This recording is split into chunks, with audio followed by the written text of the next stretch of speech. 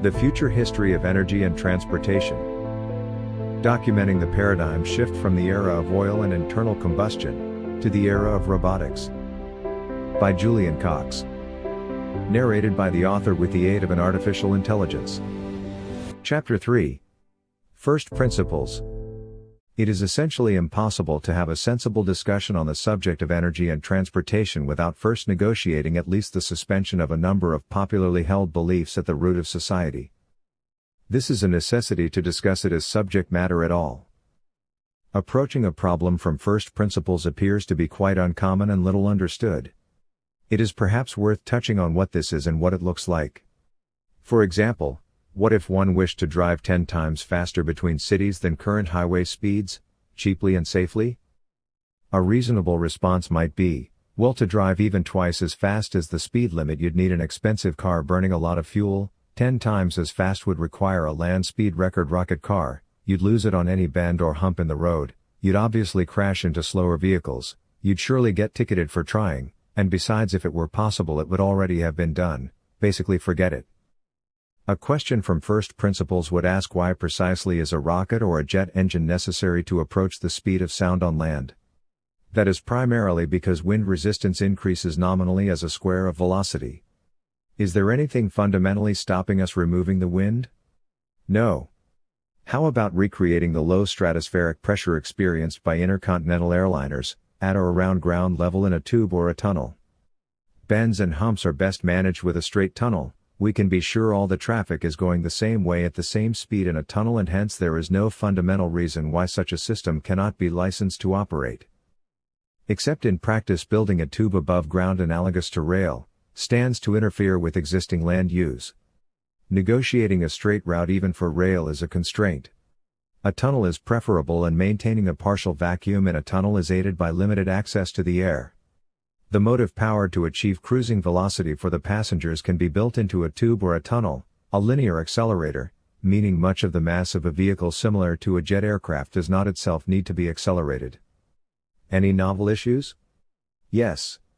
Even at stratospheric pressures, pressure will build up in front of a fast-moving vehicle that requires a fan of at least modest power to help maintain cruising velocity between linear accelerators by dissipating pressure to the rear of the vehicle. That is doable electrically without jet or rocket emissions fouling a tunnel over a trip of modest duration between cities. Road resistance. Maglev or air skis can address this issue, preferably air skis for essentially a ground effect plane with very small wings. Would ascending to reach the Earth's stratosphere and descending to reach the destination be better? No, not in all cases. Naturally, a maximally straight horizontal path between cities is desirable, except in the case of an intercontinental flight where a supermajority of the trip is performed at altitude, ideally in a ballistic arc above the atmosphere. So, reduced to its essence, what do we need?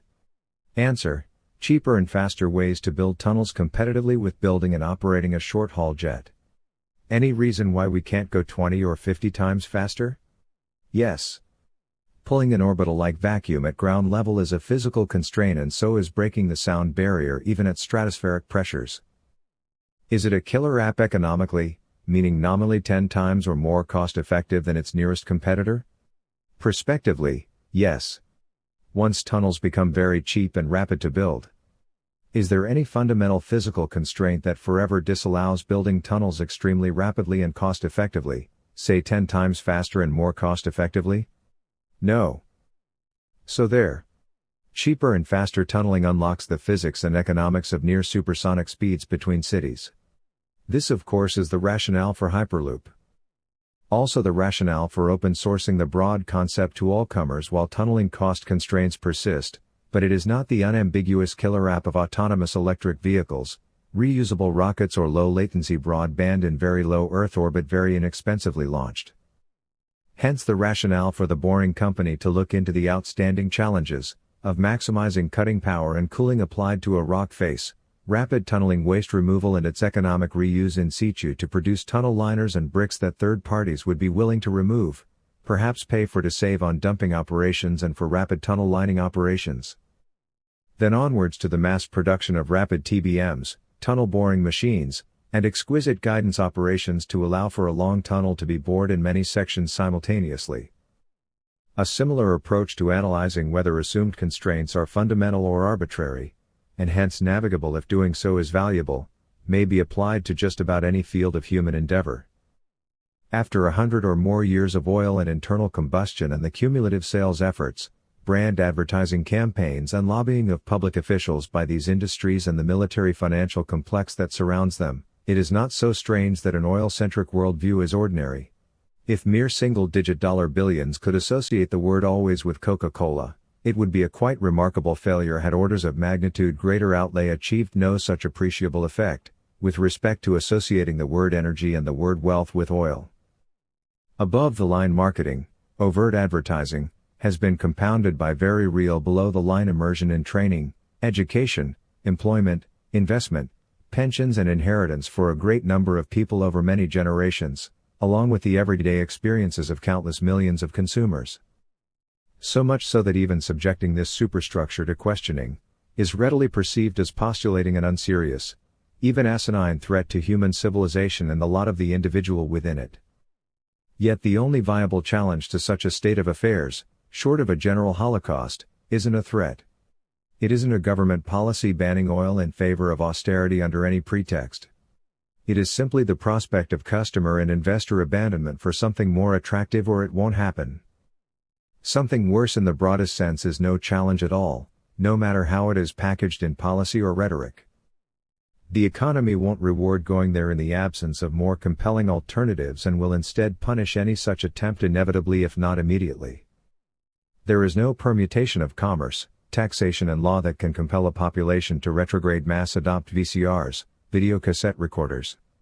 The entity that attempts it is extinguished in the run-through of every scenario, and VCRs are never re-adopted.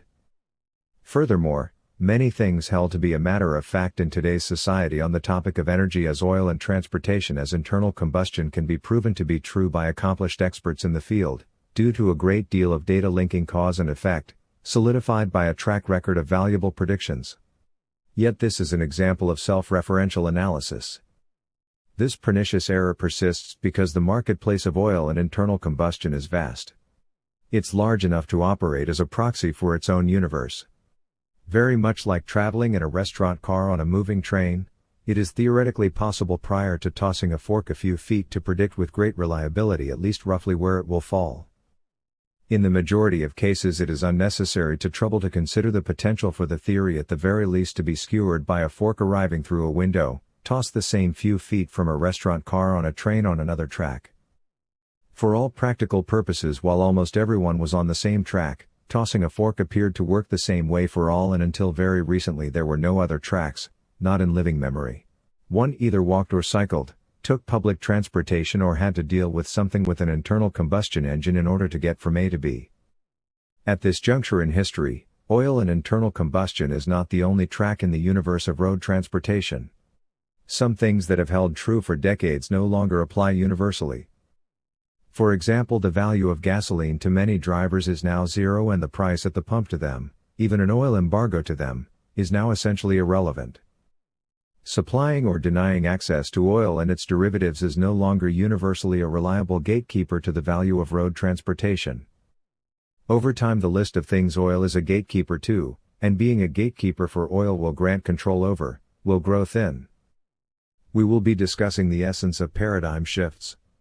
There appears to be several of these converging with the passing of the post-World War II era, most notably in energy and transportation technology, in automation, and their convergence in robotics. These are inextricably linked to geopolitics and finance.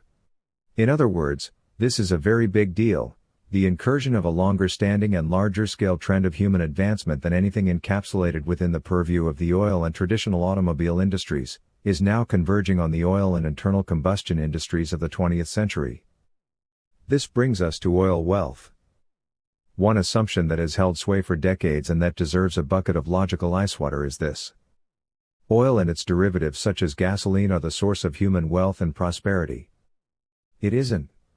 Oil and internal combustion is just much more cost-effective than operating a horse.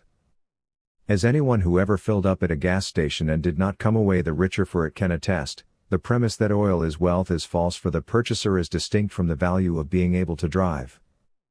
Oil and its refinery products is a cost item representing the price to pay for access to services of value. It is not just each of us that can discover this firsthand, this is true for everyone besides the seller, comprising the entire global oil economy. Faced with the alternatives of oil or an image of life before oil, oil is easily conflated with wealth. However, the future history of energy and transportation would be bereft of subject matter if those were axiomatically the two branches of the future, oil or austerity, and oil the last word in the advancement of human civilization. Oil is relatively cheaper than alternatives that oil replaced in transportation, but the benefit, the wealth as it translates to average standards of living, is in the transportation and other services rendered by machines, net of the human effort expended to produce the machines and to keep those machines supplied with oil derivatives and maintained. The net whole of system ability of oil to enhance the power of human beings is great, far greater than horses or coal-fired steam engines due to the extreme labor intensity of feeding and maintaining horses and steam engines, but it is neither unsurpassable, nor infinite.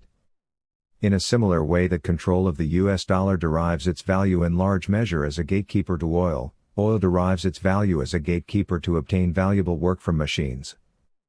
So long as either premise holds true, for much of the world including within the USA, the U.S. Federal Reserve dollar remains uniquely interchangeable with oil, such that when burning oil derivatives, the user is but an exchange rate away from burning dollars. In physics terms, if burning a $100 bill got warm enough upon combustion to turn an engine in the same way that $100 of gasoline does, one could drive a car on $100 bills and not be able to discern any difference in terms of personal finance or ordinary business finance. There are considerable differences if one is able to benefit from, and willing to risk creating, a local maximum as the printer of US dollars. This is the true reason for oil addiction. It is not the oil. One of the basics of wealth accumulation, be it on an individual basis or corporately, is the ability to allocate funds towards the accumulation of assets, including project finance or venture capital with the end goal of developing an asset, as opposed to definitively burning through cash, in the manner described above. No matter the vast scale of the world's debt and derivatives economy with oil reserves at its root and its many celebrities in business, media, politics and culture, burning gasoline is clearly not the accumulation of assets. Accordingly, an ability to accumulate assets while functionally displacing any requirement to burn oil is a very significant paradigm shift in prospect on account of technology. Renewables are assets. One readily available alternative to burning cash is to put the $100 bills into productive infrastructure, such as a hydroelectric dam. All personal, corporate or national assets that capture ambient energy, and deliver useful energy on an ongoing basis, are indeed assets. That includes an oil rig. Whether it includes the oil in the ground as distinct from the sun and the sky is a matter for market consensus. An opinion guided significantly by calculations of net present value that is most assuredly destined to prove faulty, in the event it becomes generally obvious that trailing decades of demand for oil might not actually happen. In transportation, for cars and for trucks we now have examples of competitive, asset-based, as opposed to consumption-based, technology emerging. This is evidenced in the form of semi-autonomous, trending towards fully autonomous electric vehicles that are prospectively able to produce passenger mileage and deliver goods tonnage, without significant ongoing labor inputs. Hence producing transportation, in a similar way that a solar panel produces electricity for its owner. In a competitive setting, to do so cheaper, trending towards radically cheaper than oil and internal combustion. From first principles, why does a vehicle or any machine that has ample power to move itself and any of its subsystems require an operator? Because the vehicle or machine is incapable of operating intelligently to do useful work without the control inputs of an operator. Except those machines that can, like a web agent that processes online payments unattended, like an ATM, and like a fully autonomous vehicle. When intelligent storage and delivery of electrical energy extends to intelligent delivery of the machinery deploying that energy, full autonomy, the cost disparity on account of energy, materials and labor efficiency combined, expands to a half order of magnitude cheaper than oil and internal combustion. Conversely, a circa 500% productivity multiplier. A similar leap in productivity from a horse and carriage with a driver to a car with a driver. This is explored at length in the Chapter A hierarchy of efficiency and subsequent chapters including dynamics of autonomous mileage markets. Similar to the early introduction of cars to a world powered by horses, this prospect is set to present itself as a customer choice long prior to achieving anything like comparable scale, and promises predictably to shock the conscience of market consensus concerning the value of oil reserves. For the vast majority of readers, these observations may seem controversial. It will take much more than some bland statements to step through the truth of it, and so this defines the main body of this work. It will not go unanswered, it is to be hoped, to the satisfaction of any technologist or economist willing to run the math. The purpose is not to stoke alarm, quite the contrary. Rather, it is hoped to highlight a framework for anticipating the future for maximum gain with minimum collateral damage. Nevertheless, the conclusions here, while hopefully inspiring to most, will be unsettling to all. All massive change is. Regarding taxation, a civilian consumer of gasoline funds the sum of all taxes raised on the dollar amount of the fuel they received from the pump, including sales taxes on the transaction, corporation taxes on profits, and payroll taxes on the incomes of industry employees, spanning the whole stack from exploration and extraction to refineries, marketing and distribution. Separately but no less critically to the continuity of supply of gasoline, also diesel and other oil refinery products, is a significant commitment to military activity. In some countries, taxation on gasoline is high and sufficient to cover security of supply, particularly considering that supply lines from the Middle East and Africa for much of the world are traditionally secured by the USA, in a nominal quid pro quo for securing the preeminence of the US dollar as gatekeeper to oil. In the USA, sales tax at the pump is insufficient to cover security of supply. Fleets of heavily armed oil-fired and nuclear-powered vessels, as well as ground vehicles, aviation, satellites, and thousands of servicemen and women in uniform, is required to complete a gasoline purchase. In the USA, the cost of the security endeavor to deliver gasoline to the pump with low sales tax has been funded for the most part by the U.S. national debt. At this time of writing, this stands at $86,572 per U.S. citizen or $228,661 per U.S. income taxpayer for a total of $28.810 trillion, net of unfunded liabilities. It is the link between consumption, debt, and the U.S. military that unlocks comprehension of energy and transportation that is otherwise incomprehensible. This in turn fundamentally describes the priority and syntax of events required to achieve a good outcome for the U.S. and globally, in the face of market forces that cannot be controlled. Perhaps a spoiler, but demanding government intervention to assault its own tax and monetary base is not sensible, neither is it on the critical path. Localization of U.S. strategic industry, in tandem with local customer migration to more competitive and compelling options, both commercial and strategic, there is no distinction when it comes to powerful technologies, would appear to offer the most desirable mode of disruption. Whereas wholesale disruption, including disruption to the Federal Reserve dollar-based global financial system, although not necessarily the constitutional United States, would appear to be unavoidable, regardless.